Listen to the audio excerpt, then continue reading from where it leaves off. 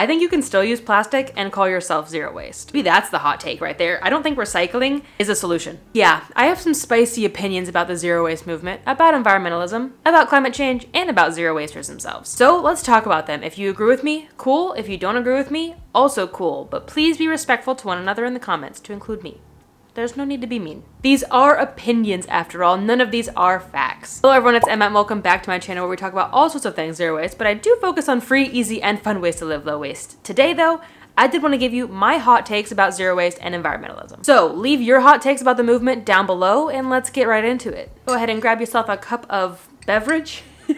I've got tea with lavender in it that I didn't strain in my handmade cup. I got it from the farmer's market, I didn't make it. My first one. I think you can still use plastic and call yourself zero waste. I do it, and no, I don't just say you can use plastic and call yourself zero waste because I do it. I do it because the definition kind of says that you can. The definition of zero waste does not mention perfection. In fact, you only have to divert 90% of your waste from the landfill in order to be called zero waste. Yes, this definition is mostly for businesses, but we use it as individuals as well. So if you use recyclable plastic and you recycle it, you're zero waste. Even if what you consume is 10% plastic and you throw all of it away, you're still considered zero waste. Of course, reduction is best. Reduce as much as you can, especially plastic. It's really not that great for the environment. If you want to learn more about which material is best, you can check out this video. But 100% reduction is impossible, especially when it comes to stuff like medical necessities and food. Speaking of number 2, plastic should not be demonized. Mostly necessary plastic. Obviously, unnecessary plastic, I don't know if it should be demonized, but we should critique it. We should criticize it. Especially big plastic companies like Coca-Cola, for example, P&G, they should be criticized.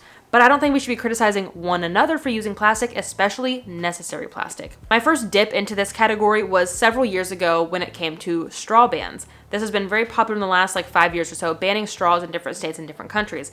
And many disabled people were speaking up about it because it's ableist. Not every single person who is disabled needs a straw, but there are plenty of disabled people who do rely on straws to survive. Not to mention, plenty of our medication comes in plastic, whether you rely on medication to survive daily or you get a cold. And much of our food contains plastic as well, for good reasons, for safety, for protection, also to keep it lasting as long as possible, make it freezer safe, make it heat safe, etc.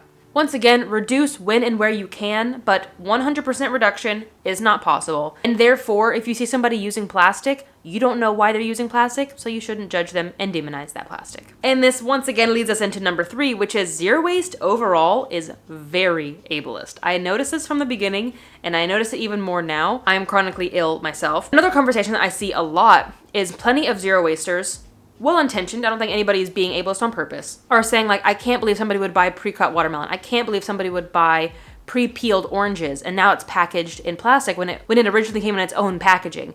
And plenty of these people are well-intentioned. Why would an able-bodied person who has the time to cut a watermelon choose this option? But that's not who it's for. These pre-cut options are for people who cannot hold a knife, who cannot lift a heavy watermelon, people who do not have the time to do all of that. I bring this up to educate. And so that way, the next time you see somebody choosing that pre-cut watermelon, you can think, oh, I actually don't know their full story and why they might be choosing that.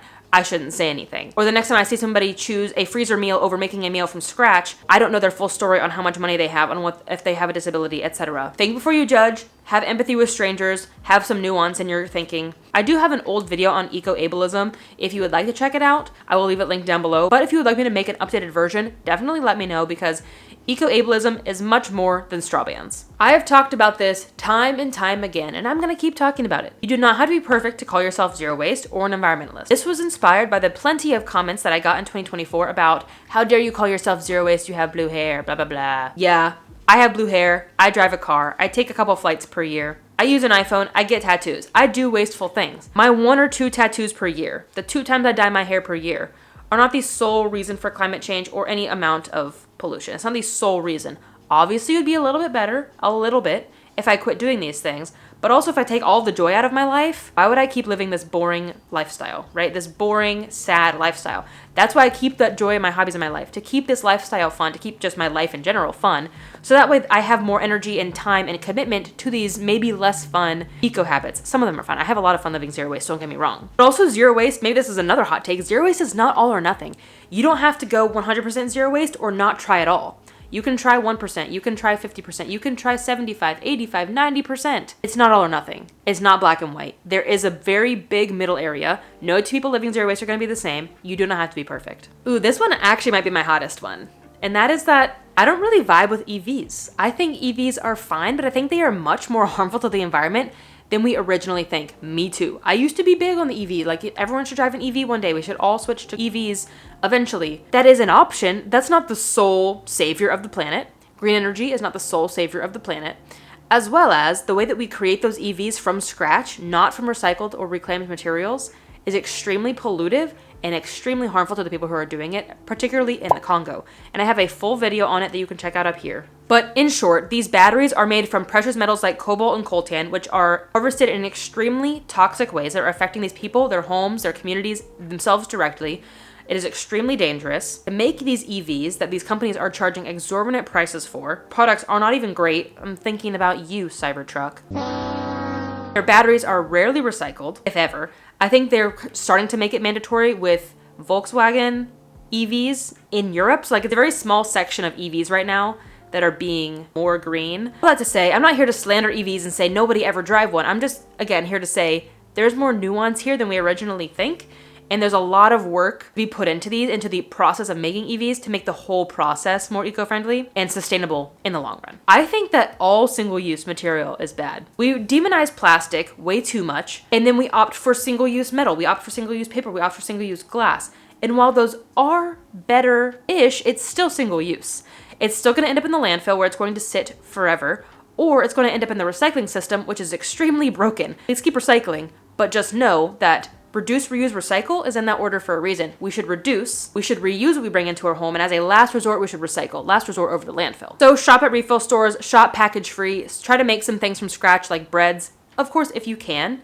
You don't have to do any of this. The point is, all packaging has a footprint on the environment, and none of them are 100% good. Speaking of, recycling is just a bandage. It should not be a solution. Maybe that's the hot take right there. I don't think recycling is a solution, unless we fix it. But for now, with our broken recycling system, we way too often look at recycling as perfect, as the solution to our waste. And that is so far from the truth.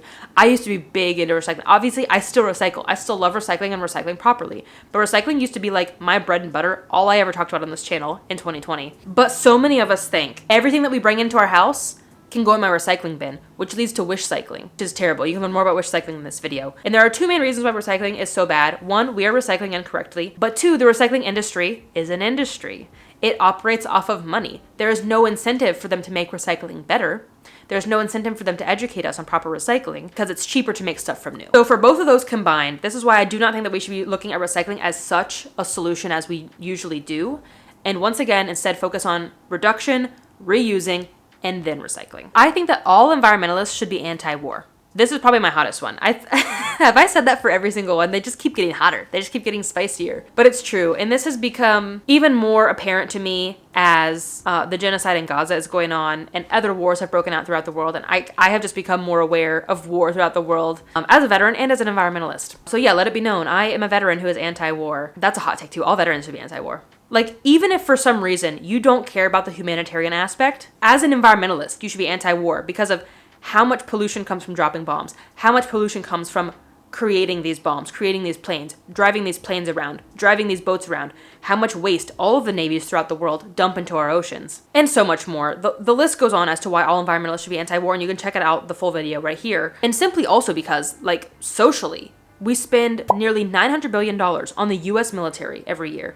Yet, there are people in our own country who are unhoused. People in our own country who cannot afford food. People in our own country who are dying because of lack of access to medical care. We could fix all of these social issues if we diverted some of that money away from defense. Again, maybe a video for another day. I'm not asking any environmentalist to become an expert on war, an expert on politics and current events. I think it would be nice to see more environmentalists just actively be vocal about being anti-war. Just a statement every now and then. I talked about this a lot and what I think the future of environmentalism will look like with a second Trump presidency, and it kind of boils down to that. Nobody needs to be an expert on politics and current events and war, but you have a platform and you have the ability to use it for good, to raise awareness, to raise funds for these things, and I wish that more people would. I said these are all opinions, but like this next one is actually a fact, and that is that sometimes flying is better than driving.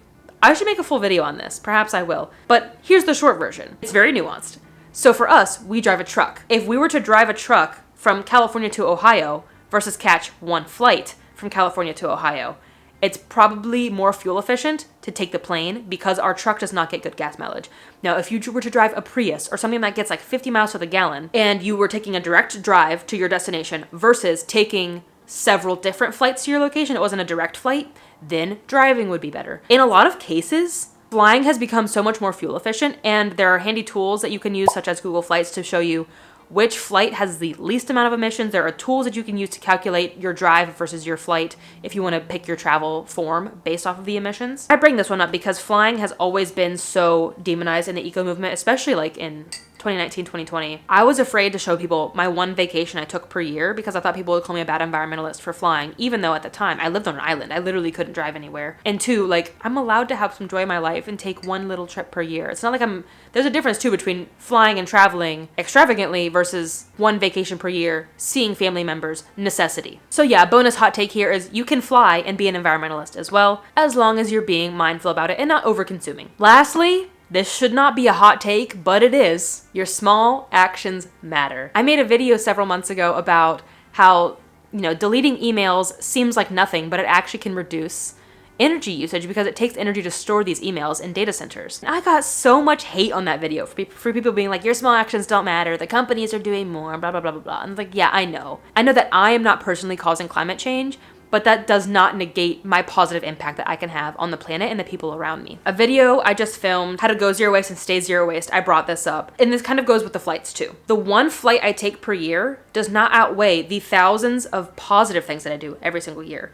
The countless water bottles that I reduce by using a reusable, the countless bread bags that I reduce by baking my own sourdough, all of the energy that I conserve by using natural lighting during the day, that all matters. And it is not negated by the one negative thing that I do, like dye my hair blue. Especially because this mindset that our actions don't matter is exactly what they want us to think. The government, they don't want us to think that we have power. These corporations, they don't want us to think that we have power when we do. Where we spend our money matters. Who we vote for matters. Organizing together and doing these small things matter. And honestly, at the end of the day, I don't care if my small actions don't matter. It makes me feel good. I like doing them. I like living this lifestyle. And that's okay too. What they also want us to do is to focus on blaming each other. They want us at each other's throats, being like, no, small actions don't matter. No, small actions do matter. No, companies are doing more. No, I love companies. Like, they want us to argue with each other when neither of us are the problem. They're the problem. So keep doing your small actions and encourage others to do the same as well. Oh, hey, that was the final talking point that I had for this video, is what this all comes down to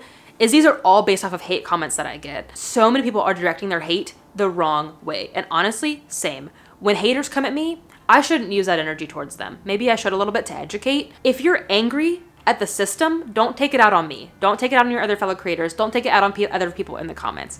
If you're mad at the system, write to your elected officials, vote, write to the companies. Take your money that you would otherwise invest in Coca-Cola and Amazon and Target and give it to a small eco business. I don't think that these should be hot takes. Maybe some of them. Some of them were actually a little bit spicy, but some of them I think should be more welcomed, more common sense approach. Our small actions matter. That shouldn't be a hot take, but it is. Again, all people, myself included, need to approach zero waste, eco living, environmentalism with more gray areas instead of so black and white, with more nuance instead of 0 or 100% nothing in between. As the famous saying goes, we don't need a handful of people living zero waste perfectly. We need everybody trying just a little bit to be a little bit more eco-friendly.